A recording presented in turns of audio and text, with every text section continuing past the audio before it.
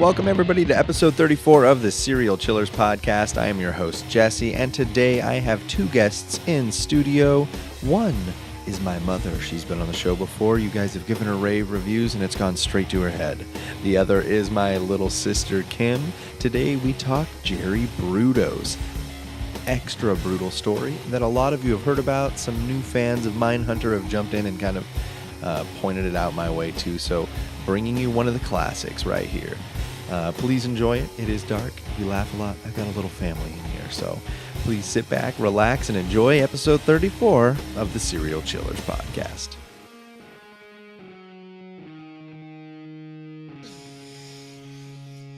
Okay. I just had some fluids in my mustache that I needed to get out of there. You were annoyed with me. No, not at all. Am I talking too much? Nope. That's what you are here to do. Please continue to do so. Okay, welcome you guys, everybody, to episode 34 of the Serial Chillers podcast. Today in the studio, I have with me two returning guests.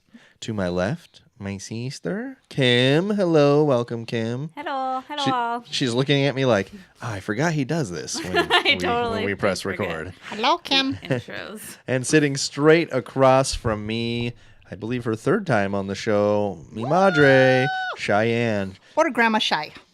Or Grandma Chey, yes. For I have children, for she is a grandmother. And Chey, I know I pointed it out to you, but you got some shout outs last time you were on the show. Some people specifically pointed out and was like, hey, your mom kicked some ass. Fabulous. Yeah, that's not how I'd put it, but that's what some of the people said. That's how me and B say it. Perfect. So, you guys, I know you know how the show works. Here's how it goes for anybody who doesn't. Each week I sit down with old friends, new friends, good friends, and bad friends to tell them the story of an infamous serial killer. Throughout the show, you guys can chime in on my story, and if you like, have stories of your own that are true crime, dark, creepy, unsolved, or otherwise mysterious. Lastly, if you have questions about the questions, make sure to ask questions because I cannot answer questions about questions if you never asked questions. Are there any questions? No. Perfect. 9. Then welcome to and let's play the Serial Chillers podcast. Meadow! So today's serial killer, tell me, have you guys heard of Jerry Brudos? That name does not ring a bell. Does not ring a bell here either. Okay, so Jerry Brudos, from what I understand, and I have not had the chance to watch it, if you watched Mindhunter, was one of the... Which part of it? Was one of the killers featured. So, if you've seen that, that might help. If not, you may be in the same boat as me and not have known much until now. And it's going to start how it always starts, guys. Question number 1. Okay, taking you down, Kiki. Okay. In what year is Jerry Brudos born? And while you guys write down your answer, because there's no multiple choice on this one, I'll just say this is the earliest we've ever recorded an episode. The sun is still out. This is very weird to me. So you might hear some activity in the background, some children and mothers and fathers. And Those would be my grandchildren. Yeah, Beautiful children. And make me Grandma Chey. there are people yelling outside the door, and that's going to happen. So the sun's still up. It's 4:30, and this is very new for me. All right, you guys got answers there? You were supposed to be answering while I was there. You can show me. I got mine done. Shai's got, boom. Shai says 1954. Ooh, Kim says 1958. She saw mine. Jerry Brudos was born in Webster, South Dakota, January 31st, 1939. Shai is going to score 250 points off the bat and do a weird laugh thing. 250 points Shai. 0 points Kim. I'm a very sore loser. God, don't we know? But you're winning. Just the thought of losing is already getting to her. I've lost both times. Shai's never got a victory. Danny was a fill-in and beat her last time. So there are 12 questions total today, you guys. Just so you know, plenty of time, Kim. 11 more questions. A lot of Jerry Brudos to go. So again, he was born in Webster, South Dakota, January 31st, 1939. It's almost his birthday. He was the second son of Henry and Eileen and brother to Larry and Jerry Brudos. Jerry was an accidental birth, and his parents preferred a daughter over a second son. So right off the bat, they're not completely satisfied with their child because it's not a girl, it's a boy, and his mom didn't want that. So in 1944, at the age of 5, Jerry was living in Portland, Oregon, and his family was financially stable. He became fascinated with women's high-heeled shoes and found a pair of open-toed high-heeled shoes in a junkyard one day while playing and wandering alone. He decided to wear them home. Once arriving home, his mother scolded him repeatedly for having the shoes on and eventually burned them and made him watch. See, I'm not a psychologist, but I can't imagine that is good for a 5-year-old psyche. No, not at all. That he came home wearing these shoes, probably not understanding that, like, That's taboo. look at me, you know. He was probably saying, oh, look at these kind of cool shoes. I like these. Yeah, exactly. And his mom was like, what the fuck are you doing? You know, beat his ass up and down a couple of times. Back memories from my childhood. Oh my God. And then when it wasn't enough to berate him, to be like, no, you're gonna watch while I fucking burn these shoes. No weird reaction. That is weird, because you would think that if she wanted a girl and he is wearing home the high heels, it's a Could've good been place to tough. start. Jesus, Eileen, get it together. Calm down. In 1945 and 46, from the ages of 6 to 7, the family moves to Riverton, California, and Jerry enters the first grade.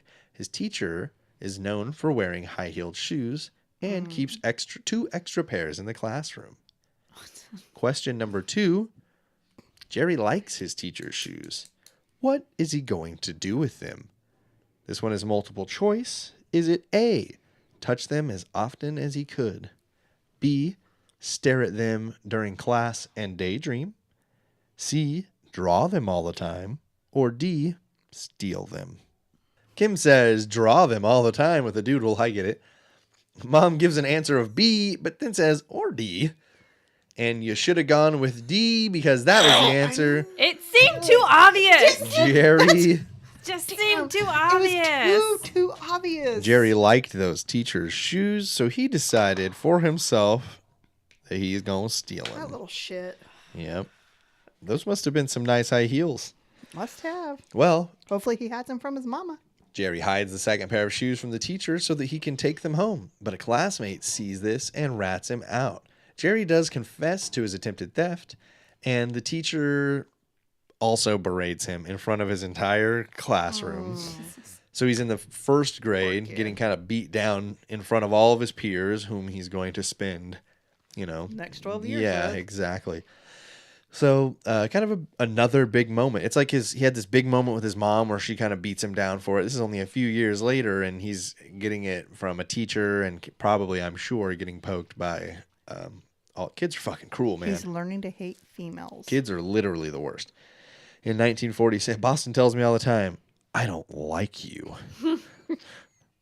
She loves me. Today she hit her face, started crying, and I turned around like, oh, what happened? She goes, no, I don't like you. Literally had nothing to do with it, nowhere near it. I just turned around and I literally said, what's the matter, baby?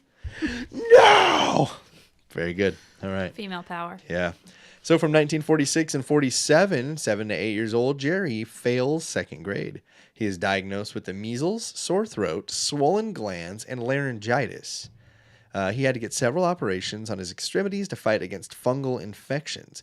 He also complained of frequent headaches that often left him unable to see clearly. School officials thought that eyeglasses might solve these problems and also alleviate the problems as he was having at school. They That's take what him glasses do. right. They take him to an optometrist, and he's like, no, he's good.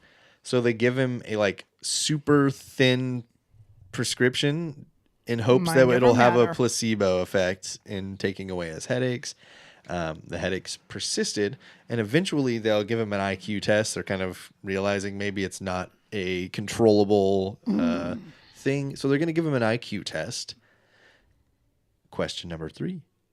What was Jerry's IQ? Oh, man. The closest to the answer gets 250 points. What's a normal IQ? No. I knew. See, yeah. Kim's going to win on this one.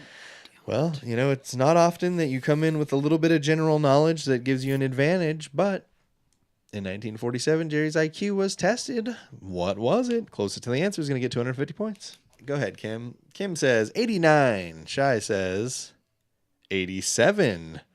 Use the other side for me from now on. I'm losing your answers.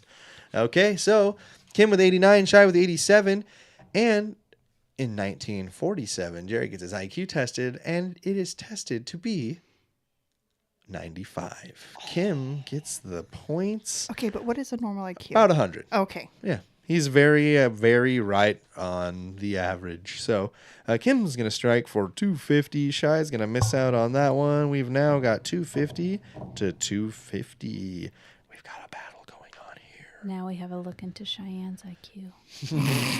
So he's got the persistent headaches. They test his IQ. It's normal. What's wrong? From 47 to 51 in the ages of 8 to 12, Jerry's family moves twice more during this time to Grants Pass, Oregon, and then to Wallace Pond, Oregon. At Grants Pass, Jerry's neighbors had several teenage girls, and Jerry began to sneak into the house with the girl's brother and play with the girl's clothes.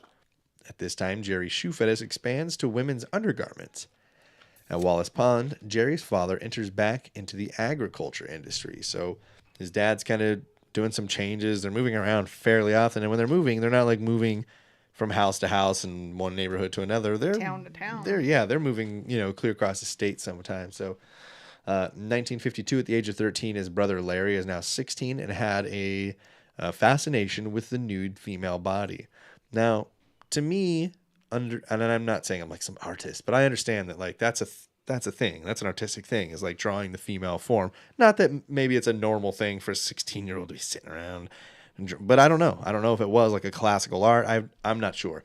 There's not a whole lot of detail about it, but essentially Larry's become quite enamored with drawing the naked female body. He drew several pictures of nude females and kept them hidden in the fear of his disapproving mother would find them and become angry. Valid fear. Jerry eventually found the box and that the drawings were hidden and decided to try to pick the lock. As soon as he picks the locks and gets in to see the drawings, he's caught in the act by his mother. Busted. Jerry gets caught in the process. Question number 4. What did he do about the drawings? Did he A, sell his brother out? B, said he found the box in a junkyard? C, took the blame for the box's contents? Or D, played stupid? Well, I don't know where this box came from. All right, Chey, you're first this time. Chey said that he found the box in a junkyard. Kim says the same. I like to put a curveball in there. We mentioned junkyards earlier. This has nothing to do with it. Sorry, guys. No points for anybody. Believe it or not, Did he take the blame? Jerry was caught in the process and took the blame instead of telling on Larry. It sounds like you've kind of been there, Chey, and changed your answers to ones you thought. Better start going with your gut. I should. Start going with your gut. 250 to 250, ladies, through 4 questions. We are a third of the way finished with questions. Chey wants to win really bad. Look at her. I just want another drink. Kim just wants another drink. You could hear her slurping the bottom of that cup. In 1955, at the age of 16, Jerry begins to kind of go through and the later stages of puberty. His mother again shows her disgust for anything sexual in nature, even forcing Jerry to wash his stained sheets by hand because he was way too afraid to masturbate. Figured his mother would kill him if she ever found out. But as a young man, if you don't masturbate, it finds its way to, the nocturnal emission. And his mother would find these stains, and she would make him clean these linens by hand and berate him while he was doing it. What a horrible woman. Yeah, so God damn it, Eileen. Jerry begins to have bizarre fantasies about this time as well. Weird. I wonder why. He fantasized that he would capture a girl, force her to obey his commands, and beg for mercy. Wonder if it has anything to do with his mom, kind of like doing that to him. His family moves again to Corvallis, Oregon, where his brother Larry is studying electronics at Oregon State University. Go Beavers. Jerry continues his habit of stealing women's shoes and undergarments and uses them to enhance the pleasure of masturbation. So, however it is working for him, shoes and women's undergarments help him get where he needs to be. Okay. In the late summer of 1955, still 16 years old, Jerry steals the undergarments of an 18-year-old girl.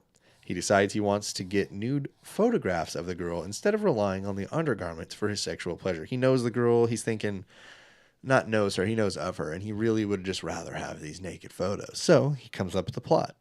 He goes to the girl's house, and he says, I work undercover with the police. It's, I'm a younger vice officer, and we go, and I think I can help you recover your underpants. We think we know who did this.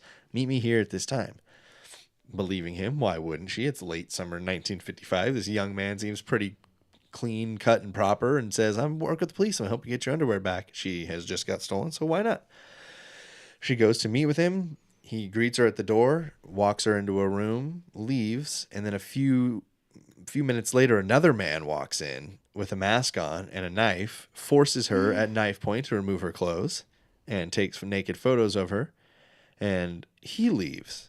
So when he leaves, she picks up her clothes and starts to leave, and Jerry catches her on the way out and says, what just happened? I saw a guy running out of there. He locked me in the barn right after I let you in. It was him, huh? It was him, huh? Mom, you're so smart. I know. As a smart girl. So he set up the elaborate ruse to try to get the naked photos. The girl, I think, really at this point was just afraid and glad she got away without anything happening to her. So she did not report this incident.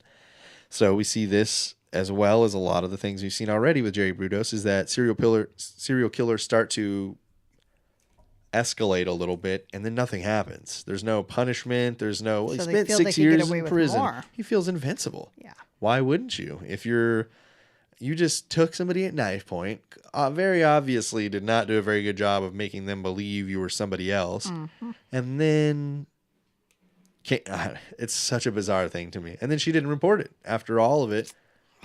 Yeah, I don't know. Too crazy.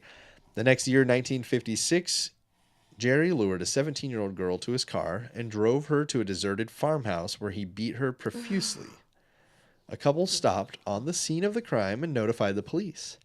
Jerry claimed that he had stopped to help the girl himself and was not indeed the attacker. Oh my goodness. The couple did not believe Jerry and therefore called police once more to tell them to hurry up. State police arrive on the scene. Question number 5. Were state police able to make Jerry confess to the crime? True or false?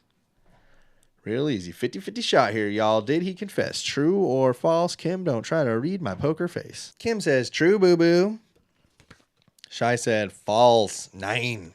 Well, state police, after searching Jerry's car, found women's undergarments, photos, photo equipment, and Jerry was arrested for sexual assault and battery. He then confessed to the crime. At this time, Jerry was committed Kim. to Oregon State Hospital for evaluation and treatment. Kim is getting a little comeback going here. Takes a 500 to 250 point lead. Okay. Chey ain't tripping over there. It sounds like she's actually her angry seething, doodling though. over Yeah, there. I was going to say, okay, it's all right. Angry doodles. So, doing the clay. So he was committed to Oregon State Hospital for evaluation and treatment at this time. April 16th, 1956, the initial diagnosis of adjustment reaction of adolescents with sexual deviation and fetishism. So that's his official diagnosis. Adjustment reaction of adolescents with sexual deviation and fetishism. Okay. Cool. So that's his 16-year-old diagnosis. 17. Later in the 1956, while hospitalized, Jerry was allowed to attend high school during the day at North Salem High School in Dallas, Oregon. Jerry is diagnosed then as borderline schizophrenic, a diagnosis that was often given at this time. Jerry remained hospitalized for 8 to 9 months and was eventually discharged and deemed not to be a danger to society. At 18 in 1957, Jerry was released from Oregon State Hospital and went back to high school in Corvallis. He graduated high school with a low GPA in the lower 30% of his graduating class. In fall of 1957 to 1959, from the ages of 18 to 20, Jerry tried his hand at college and advanced technology schools, including Oregon State University and Salem Technical Vocational School. His attendance was erratic, and eventually he gave up on school. So, on March 9th, 1959, Jerry joins the military. Question number 6. What branch of the I knew military he was going to ask that. did Jerry go into? March 9th, 1959, age of 20. It's not working out at school. Decides the armed forces might be the way. What's it going to be? Who's he going to join? Is it going to be the Marines, the Navy, the Air Force, the Army, the National Guard, the Coast Guard? Kim says, the Navy. Come on and sail the seven seas. So does Chey, and you guys are both wrong. Because March 9th, 1959, at the age of 20, Jerry Brudos joins the U.S. Army. Oh, dang. I was thinking like seaman. Ah. But then I thought there's too many men on the ship, and he likes women, so. Kim is just gross. And later in 1959, Jerry began to have dreams that a Korean girl would seduce him. I'm not sure why the significance of the Korean girl. Maybe perhaps the times that we were in and the issues that the United States were a part of. But Korean girl, interesting. October 15th, 1959, Jerry decided to see the Army chaplain, who referred him to the Army psychiatrist, Captain Theodore J. Barry. Barry discharged Jerry Brudos from the Army because of his bizarre obsessions. So Jerry's forthcoming with them and with his weird shit. He knows that it's weird, and he's bringing it forward. And the psychiatrist is thinking, man, See ya. I can see what you got going on here. So, late fall of 1960, at the age of 21, after being discharged from the armed forces, Jerry moved back to Corvallis with his parents. Discharge I do not believe it was. I believe it was a dishonorable discharge. Jerry moved back to Corvallis with his parents, but was forced to live in their shed. One night, after running an errand, That reminds me of Matt. It was a trailer. What? I wasn't even talking about that. One night after running an errand, he became excited by a young girl who was walking and followed her home. He strangled her until she was unconscious and then stole her shoes. Oh my God, shoes. Question number 7, and then a break, Kim. What did he do with these shoes? Oh, God. Did he A, use them as a masturbatory aid, B, sleep with them, C, begin a shoe shrine with them, or D, keep them in his car so he could see them every day? Now, I understand it could be all of these. I want to know specifically the one he talked about. What did he say? Did he use them as a masturbatory aid, sleep with them, begin a shrine, a shoe shrine, or did he keep them in his car so he could see them every day? Oh, my God. Both ladies on the same Great minds wavelength. think alike. Apparently not, because he did not begin a shoe shrine. Was it D? It was neither A or D. We're idiots. So question number 7, what did Jerry do with these shoes that he stole from the young lady that he choked unconscious? He took the shoes home and slept with them in an attempt to feel more powerful. Okay. An idiot. Yeah. So heading into the break, after 7 questions, we've got 500 for Kim, 250 for Chey, and we're going to head into a break. Make sure you guys come back or I'll kill you.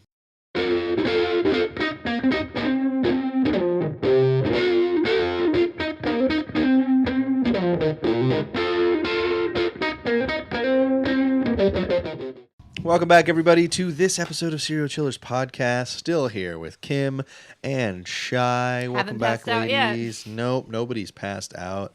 We have refreshed our drinks, though, and Got some food in our belly. we gone hard. Yeah. So, if you guys will remember, Jerry has just choked out a girl in 1960. He is admitted to... I'm sorry, this is the girl he choked out, took her shoes, and he's sleeping with these shoes to feel more powerful. Crazy. In 1960, later that year, he obtained his FCC license and began working at the Corvallis radio station. In January of 62, at the age of 22, while working at the radio station, Jerry meets his future wife, Darcy Metzler, who was 17 at this time. He's 22. Remember, she's 17.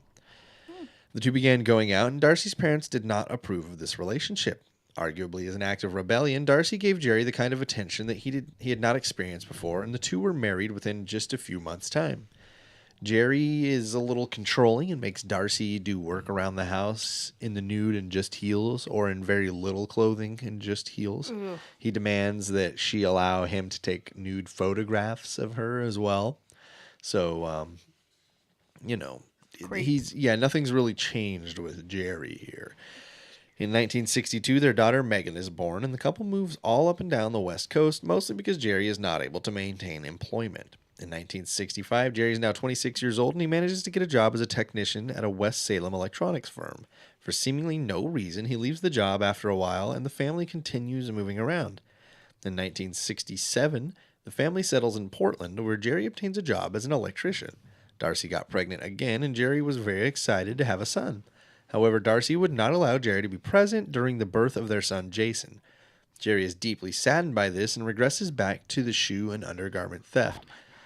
So he's such a creep that she was like, dude, you're not going to be in there when I'm having this kid. Like, no, I don't think so. How would you be with someone that's so creepy? I don't know. Can't even be in the room. Mid-60s, you know? I think things were just... It's weird that, like, it wasn't that long ago, but then at the same time... It was a long time ago. This is literally the, like... Even women were like, yes, I belong in the kitchen and making sandwiches. That's 100% right, you know? It's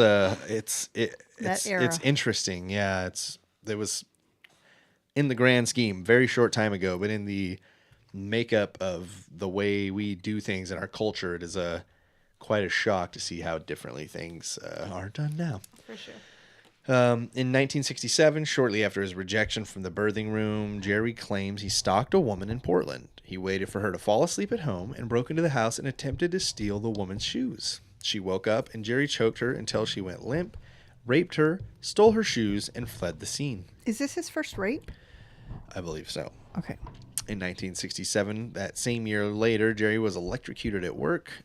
You know what? I should say Charlie corrected me on this last night. Jerry was shocked at work, and the 480-volt shock left him dazed with minor damages, but he was never hospitalized. So there are some theories that this kind of rewired his brain to be even more, like it helped the escalation process, that he took this like crazy shock to the brain. So it didn't make it better, made it worse. Yeah. Question number 8. Ooh, let's go. Jerry is about to start killing. He may be responsible for something like, I'm not even going to say the number, but we're gonna talk about the ones he gets convicted for. So we're going to talk about other ones, but I want to know, how many people will he be responsible for killing? The ones he's convicted for. That's what I've got on the court case. How many killings is Jerry Brudos going to be responsible for? Sorry, convicted or just have done? We're going to say, let's go with he's going to court for. Okay. How about that? Going to court. So ones they have evidence on. Yeah, the ones he's being charged with. He's being charged with how many murders? In his lifetime? Yeah, I mean, there's or up till this point. Yeah, his life. How many is he going to be? You know, there's going to be one big trial. How many murders are going to be at that trial? Got it. Okay.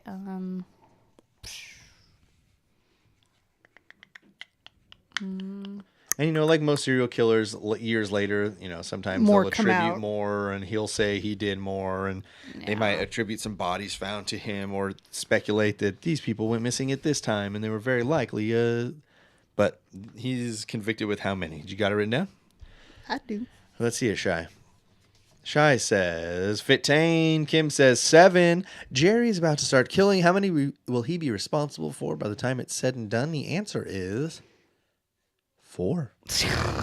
Piece of shit. Shai's mad that it's only 4, not closer to her answer of 15.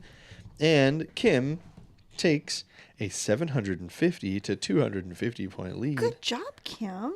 I'm so proud of you. Don't be so You make a fake. mommy so happy. That is some motherly love right there. But So, I know her. 4 questions left, though, Chey. Plenty of time. Okay. Plenty of time. Should we meet January after dinner after I win? 26th, 1968. We're going to see the first murder. Now, you're going to hear me probably talk about more than 4, because there's some that were kind of attributed later and some that were possible. So don't feel like that wasn't the answer, because it was. First murder is Linda Slauson. She was 22 years old. She was selling encyclopedias door to door, and Jerry convinced her to come down to his workshop. Well, of course. She goes down there. They chat for a little while, and she turns his back to him. Jerry hits her over the head with a 2x4 and then strangles her to death. Before disposing of the body, Jerry removed her clothes and put several undergarments from his own personal collection onto the corpse. So some of those stolen undergarments he decided were more suited to her than the ones that she came in wearing, so he replaced them with those. He cut off her left foot and kept it in the freezer in a high-heeled shoe as well. Later this year, Jerry faked a flat tire and dumped the body over a bridge. So he hid it for a while, but eventually he needed to get rid of it. In July of 1968, the body. He kept the foot in a freezer. Okay. In 1968, Stephanie Vicko is reported missing in Portland. This is one of those ones where a missing woman in his area during the time. Not necessarily completely attributed to him, but definitely suspected is him. November 26, 1968, Jan Susan Whitney, a 23-year-old college student at the University of Oregon, goes missing. Go Ducks. March 27th to the 28th, 1969, 30-year-old Karen Sprinker, a 19-year-old college student, goes missing. 2 young girls informed police that a large man dressed in drag was on the parking garage roof when Karen's abandoned car was found on the day Karen went missing. Sounds like our boy, doesn't it? Sounds like it. April 21st, 1969, at the age of 30, Jerry encounters Sharon Wood in a parking garage at Portland State University. Go Vikings. Sharon attempted to fend off Jerry's attack by biting his thumb until it bled. Jerry beat her unconscious, but an oncoming car caused him to flee the scene of the crime. Police failed to make any immediate connections between these events. So, I don't, there are different colleges, parking garages, though. I don't know if university police officers took this, if city police officers took, I don't know if the same police force is working on these 2 crimes. They seem really easy to put together. Parking garages. It's kind of similar MO too, but if they're taken by 2 different police forces at this time, this is not exactly a time that information is being shared freely. It's 1969, not even close. So, police failed again to make an immediate connection between the events. April 22nd, 1969, Jerry encounters 14-year-old Leanne Brumley. He attempted to abduct her in his car, but she escaped. April 23rd and 24th, 1969, at the age of 30, at Jerry's age of 30, Linda Dawn Saley, who is 19, is reported missing. Her car is found abandoned at a parking garage, and police begin to realize they could be dealing with a serial killer. Parking garage. In this case, Jerry, again, in his life, this is the second time we've heard of this, posed as a police officer and killed her by asphyxiation. May 10th through 12th of 1969, between May 10th and 12th of 69, a local fisherman discovers Linda Saley's body in the Long Tom River. Question number 9. Her body has been weighed down in the water. With what? A, bricks. B, a transmission. C, rocks in her pockets. Or D, weights from a weight bench. How about shoes? Oh my God, shoes. Her body had been sunk. Was it with bricks, a transmission, rocks in the pockets, or weights from a weight bench? Kim says C, rocks in her pocket. Chey says A, bricks. Linda Saley's body was found in the Long Tom River, and it had been weighed down with an auto transmission. Are you kidding? How do you get an auto transmission? Jerry Brudos. Those things are like 700 pounds. Okay. Jerry Brudos. Okay. That's how. Okay. That's 250 for Chey, 750 for Kim. No points on that one. 3 questions remaining. Chey, you better start getting some right. It's getting away from you here. I'm I just won't proud lie of to you. Kim. She's awesome. Oh my God. When you start losing so bad, you start congratulating the winner. It's not even over yet. Okay. So her body had been weighed down again with an auto transmission in the Long Tom River. 2 days later, Karen Sprinker's body was found a mere 50 feet away. Karen was tied to an old engine, which caused her to remain submerged. So there's an episode I did about Pee Wee Gaskins, and he used auto parts quite a bit to sink bodies, or at least he claims that he did. So I don't know, just thought a fun little interesting connection there. Jerry to Karen had cut out her breasts as souvenirs and filled the holes with brown paper towels. He had also placed a bra from his collection of undergarments over her mangled chest. May of 1969, Jerry begins to phone dorm rooms at Oregon State University. He is somehow able to arrange several blind dates through this method.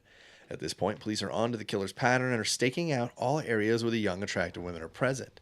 A female student that claimed to have gotten on one of these dates with Brudos gives police a description of him. So now they've kind of got a description. They've got this guy randomly calling dorm rooms, essentially like, "Hey, So baby." he went on one date and didn't kill her? The name's Jerry. Yeah, I think he's, he's Working not. up to it. Yeah, he's also not stupid. I think that meeting someone first time, not knowing him and just doing it, I think he's a little more meticulous. I think he watches. I think he kind of, maybe not for days, but at least for a while, and he kind of makes sure he bides his time, I think. But he's still married, right? Yes. I was yes, just going he to is. ask that. Where's his wife and kids right now? Where are they? I don't know. At home. Maybe they're an accomplice to all of this. Where is his son, Jason? You know what I'm saying? Send me a baby. Yeah, but you never know. Maybe that's the perfect crime. What are they going to throw the key away on a baby? His wife's like, Yeah, get that's up right, out Kim. of here, dog. Get up out of here. So they've got a description of Jerry Brudos, or Jerome Brudos, some people call him as well. May 25th to the 26th of 1969, Jerry attempts to contact the same girl a second time. Uh-oh. The girl informs police, and Jerry was questioned at the girl's residence hall. Jerry cooperated, and his information came back legitimate, so he was not arrested. Subsequently, the police examined Brudos' record and decided to go to his home for some follow-up questions. At the house, they saw several suspicious items in the garage and began building a case. From the 28th to the 30th of May, 1969, at the age of 30, for Jerry Brudos, police have enough evidence to obtain an arrest warrant for him. Brudos attempted to flee from the police, who were attempting to serve him with this warrant for the attempted abduction of Leanne Brumley and the young girl who had escaped just a month earlier. Once Jerry is captured, the police begin the interrogation process. On June 1st, 1969, Jerry attempts to convince his wife to burn clothing and other evidence from jail. Finally, Darcy does not comply at this time. Nice. Now, there are stories that Darcy is maybe complicit in some of these, maybe even helped move a body once or twice, hidden some evidence, maybe Really? maybe she knows a little more than really anybody is letting on. Now, this is just speculation because she's going to go to court for it as well. June 2nd through 3rd of 69, investigator Jim Stovall obtains evidential confessions from Jerry first, followed by confessions to the murders of the two recently discovered bodies, as well as the murder of Linda Slauson and Jan Whitney. June 4th, 1969, at the age of 30, Brudos is arraigned for the murder of Karen Sprinker, and he pleads not guilty by reason of insanity. Question number 10. Does the insanity plea work? Yes or no? All right, what you got, Chey? I got nope. And Kim says no. Well, on June 4th, 1969, Jerry is tested by several psychiatrists. He shows an above-average IQ and cognition that is deemed not criminally insane. Points for both of you guys. Unfortunately, Chey, that brings you no closer to the lead, as Kim answered the same. So with 2 questions to go, you're down by 500. I think you need to strike on both of these to be able to get a victory. I'll try. Oh, I know you will. Try to Kim, make you proud. 1,000. Chey, 500. How do you feel right now, Kim? Broke a thousand. I think I need another drink. Feeling good. Well, we're Feeling real good. we're almost at the end here. 2 questions to go. June 27th, 1969. As the evidence mounted, Brudos was eventually charged with 3 counts of first-degree murder for the murders of Jan Whitney, Linda Saley, and Karen Sprinker. Brudos decides to revoke his plea of not guilty by reason of insanity and plead guilty. The same day, he is sentenced to 3 consecutive life sentences because in Oregon there is no death penalty. He was not charged with the murder of Linda Slauson, as her body was not found. So he's charged with 4, convicted of 3. Okay. July 17th, 1969, 12 women went missing. Oh, they bring up the fact that 12 women went missing in Brudos' area during the time he was free, so an investigation was ongoing to attempt to uncover the whereabouts of the other missing women. A neighbor implicated Darcy Brudos in one of the murders, claiming that Darcy helped Jerry carry a body from the garage. On August 7th, 1969, Darcy is arraigned and charged with aiding and abetting in the first-degree murder of Karen Sprinker. September 25th, 1969, Darcy testifies and claims that she had no involvement. Question number 11. What punishment will Darcy receive? Is she going to be A, not guilty, B, 5 to 10 years, C, 10 to 25, or D, 15 to 30 years? First degree murder, aiding and abetting. not guilty, 5 to 10, 10 to 25, 15 to 30. Chey, pretty much got to get this right.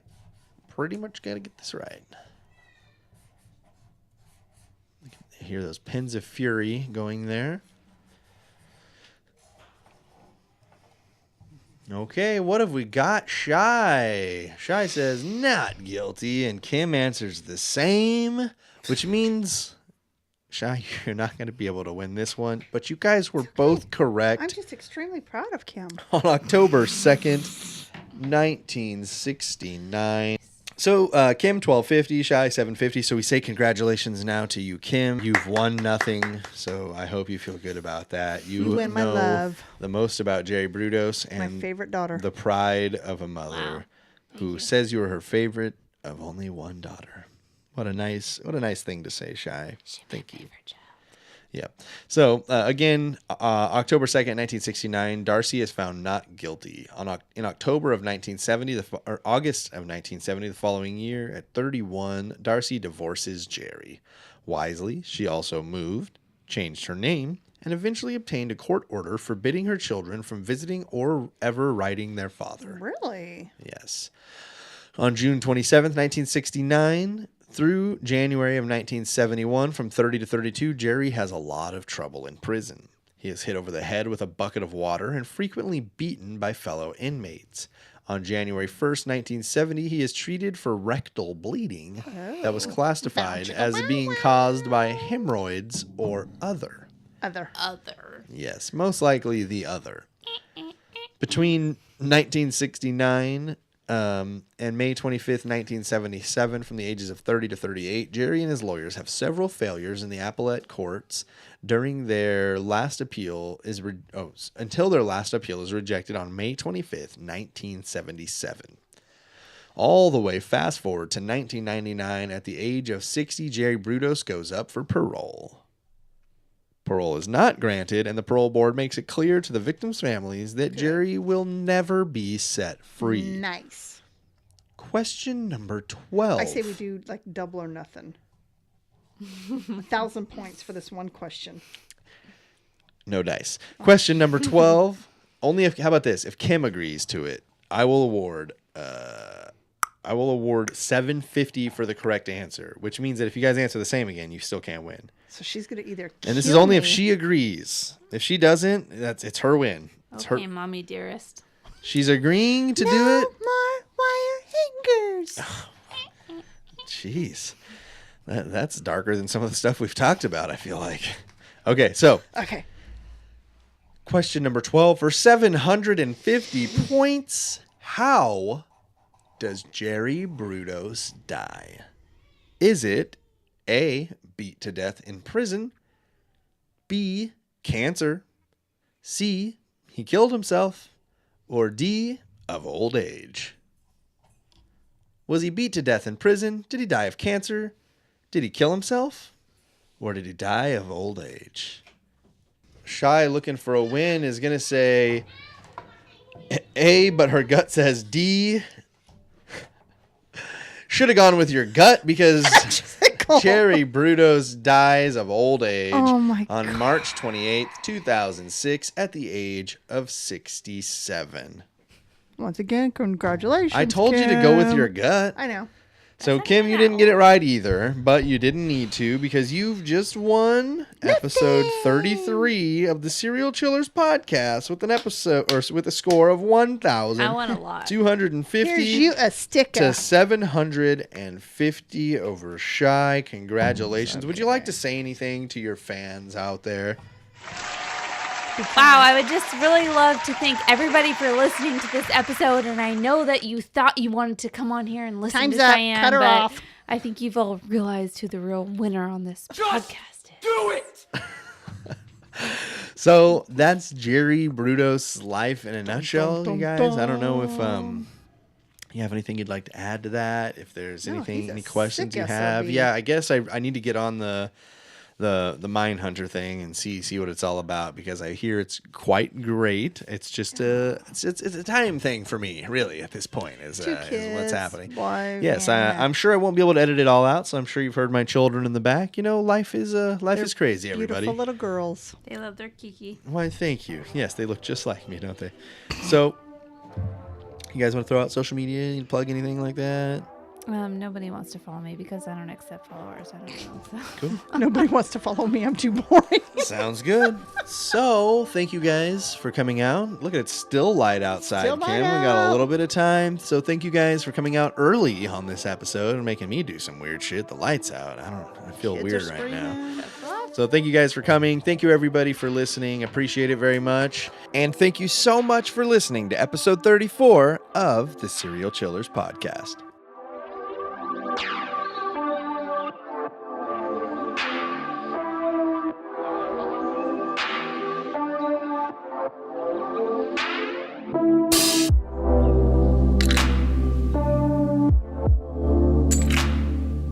Episode 34 of the Serial Chillers podcast. Thank you guys so much for stopping by. Jerry Brudos was a big, ugly, mean son of a bitch, and we can all be glad that he's gone, and sorry it wasn't sooner. Congratulations to Kim on her victory. Cheyenne, maybe next time. Maybe next time. If you have any suggestions for future episodes or questions and comments about this one, please reach out. You can do it in so many ways. Facebook, Serial Chillers Podcast Facebook group is now open. Please just ask to be accepted. We'll get you in as soon as we can. On Instagram, we are at Serial Chillers Podcast. The Twitter is at Chillers Podcast. Email is serialchillerspodcast@gmail.com. You can call or text the voicemail line. It's 1-805-666-2513. We've got serialchillerspodcast.com. Being updated weekly with information on the show, the full outlines, and all of our sources, as well as all the merchandise you can find on serialchillerspodcast.threadless.com. And lastly, of course, the Patreon keeps the show running. It's the way that you guys can support us financially if that's something that you'd like to do, as little as $1 a month for as little as 1 month. Thank you to everybody who has already done that, and thank you to anybody who is thinking about doing that.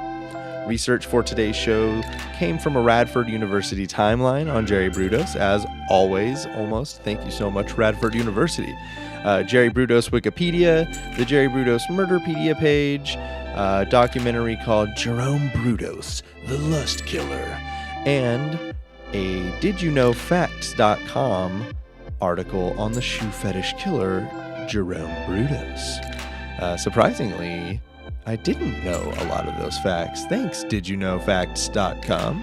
The music in the intro is by co-host Greg, and the outro is by my brother Clay. It's called Aurora, and you can find him and his group on soundcloud.com/panicCLVBXO. Thank you again for listening, everybody, and remember, don't talk to strangers.